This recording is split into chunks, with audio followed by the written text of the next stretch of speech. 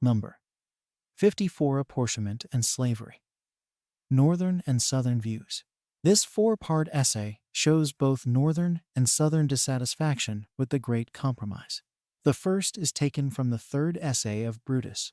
The second, from the speeches of Rawlins Loans to the South Carolina Ratifying Convention on January 16, 17, and 18, 1788.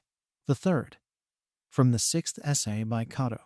The fourth, from an essay by a Georgian, appearing in the Gazette of the State of Georgia on November 15, 1787. Representatives and direct taxes shall be apportioned among the several states, which may be included in this union, according to their respective numbers, which shall be determined by adding to the whole number of free persons, including those bound to service for a term of years, and excluding Indians not taxed, 3/5 of all other persons. What a strange and unnecessary accumulation of words are here used to conceal from the public what might have been expressed in the following concise manner. Representatives are to be proportioned among the states respectively, according to the number of freemen and slaves inhabiting them, counting 5 slaves for 3 freemen. In a free state, says the celebrated Montesquieu, every man, who is supposed to be a free agent, ought to be concerned in his own government. Therefore the legislature should reside in the whole body of the people, or their representatives. But it has never been alleged that those who are not free agents can, upon any rational principle, have anything to do in government, either by themselves or others. If they have no share in government, why is the number of members in the assembly to be increased on their account? Is it because in some of the states, a considerable part of the property of the inhabitants consists in a number of their fellow men, who are held in bondage, in defiance of every idea of benevolence, justice, and religion, and contrary to all the principles of liberty which have been publicly avowed in the late glorious Revolution? If this be a just ground for representation, the horses in some of the states, and the oxen in others, ought to be represented, for a great share of property in some of them consists in these animals, and they have as much control over their own actions as these poor unhappy creatures, who are intended to be described in the above recited clause by the words all other persons. By this mode of apportionment, the representatives of the different parts of the Union will be extremely unequal. In some of the southern states, the slaves are nearly equal in number to the free men, and for all these slaves they will be entitled to a proportionate share in the legislature. This will give them an unreasonable weight in the government, which can derive no additional strength, protection, nor defense from the slaves, but the contrary. Why, then, should they be represented? What adds to the evil is that these states are to be permitted to continue the inhuman traffic of importing slaves until the year 1808, and for every cargo of these unhappy people which unfeeling, unprincipled, barbarous, and avaricious wretches may tear from their country, friends, and tender connections, and bring into those states, they are to be rewarded by having an increase of members in the General Assembly. Brutus. 6 of the eastern states formed a majority in the House of Representatives. In the enumeration he passed Rhode Island, and included Pennsylvania. Now, was it consonant with reason, with wisdom, with policy, to suppose, in a legislature where a majority of persons sat whose interests were greatly different from ours, that we had the smallest chance of receiving adequate advantages? Certainly not. He believed the gentlemen that went from this state to represent us in convention possessed as much integrity, and stood as high in point of character, as any gentleman that could have been selected. And he also believed that they had done everything in their power to procure for us a proportionate share in this new government. But the very little they had gained proved what we may expect in future, that the interest of the northern states would so predominate as to divest us of any pretensions to the title of a republic. In the first place, what cause was there for jealousy of our importing Negroes? Why confine us to 20 years, or rather why limit us at all? For his part, he thought this trade could be justified on the principles of religion, humanity, and justice. For certainly to translate a set of human beings from a bad country to a better was fulfilling every part of these principles. But they don't like our slaves because they have none themselves, and therefore want to exclude us from this great advantage. Why should the southern states allow of this, without the consent of 9 states? We had a law prohibiting the importation of Negroes for 3 years, a law he greatly approved of. But there was no reason offered why the southern states might not find it necessary to alter their conduct and open their ports. Without Negroes, this state would degenerate into one of the most contemptible in the Union. And he cited an expression that fell from General Pinckney on a former debate, that whilst there remained 1 acre of swampland in South Carolina, he should raise his voice against restricting the importation of Negroes. Even in granting the importation for 20 years, care had been taken to make us pay for this indulgence, each Negro being liable on importation to pay a duty not exceeding $10. And in addition to this, they were liable to a capitation tax. Negroes were our wealth, our only natural resource. Yet behold how our kind friends in the North were determined soon to tie up our hands and drain us of what we had. The Eastern states drew their means of subsistence, in a great measure, from their shipping.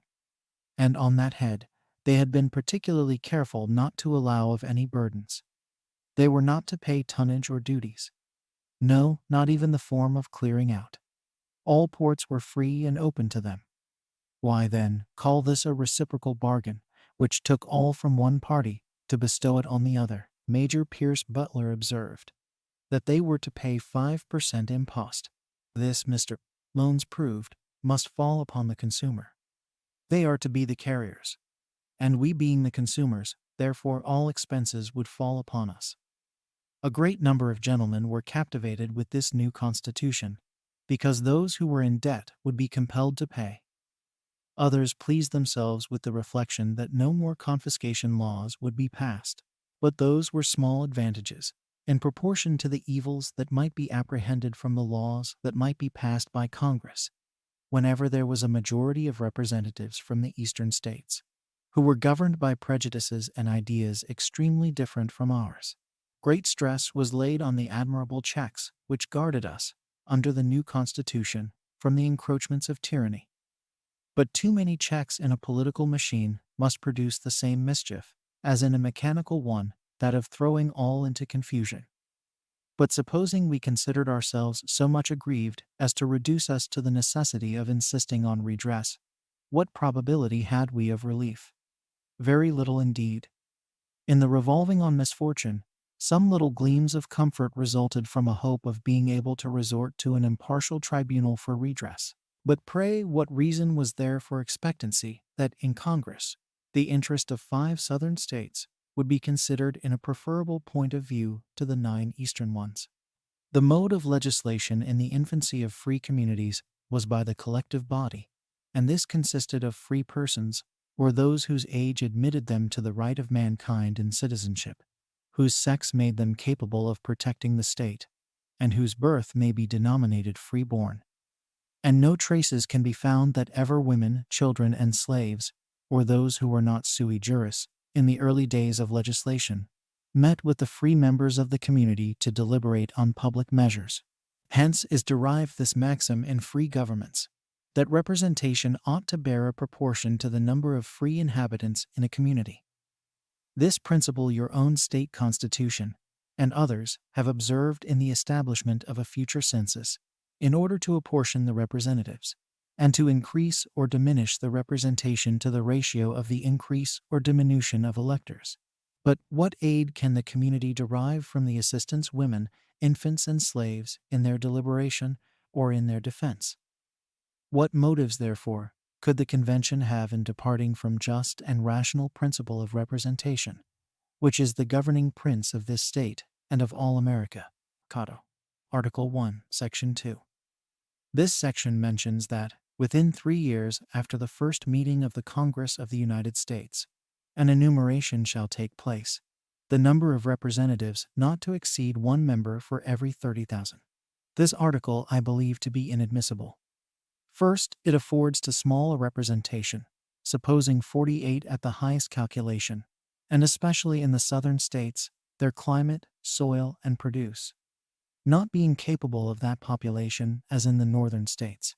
Would it not therefore be better to increase the number of representatives, say one member for every 20,000 for the states north of Virginia, and one for every 15,000 south of the said state, itself included? Or, secondly, divide the states into districts which shall choose the representatives, by which every part of a state will have an equal chance, without being liable to parties or factions. Should it be said it will increase the expense, it will be money well laid out, and the more so if we retain the paying them out of our own bands.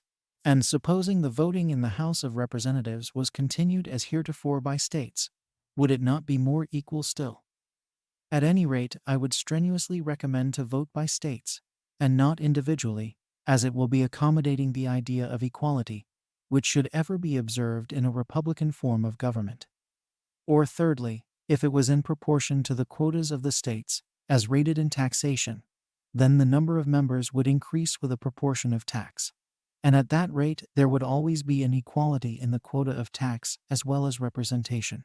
For what chance of equality according to the Constitution in question can a state have that has only 1 or 2 votes, when others have 8 or 10?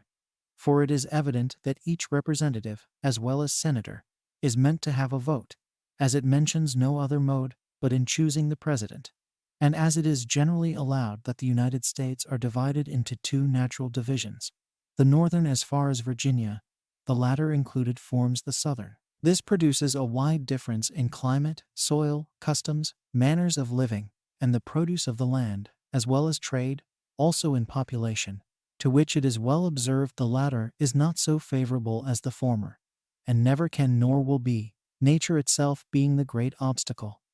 And when taxation is in agitation, as also many other points, it must produce differences in sentiments.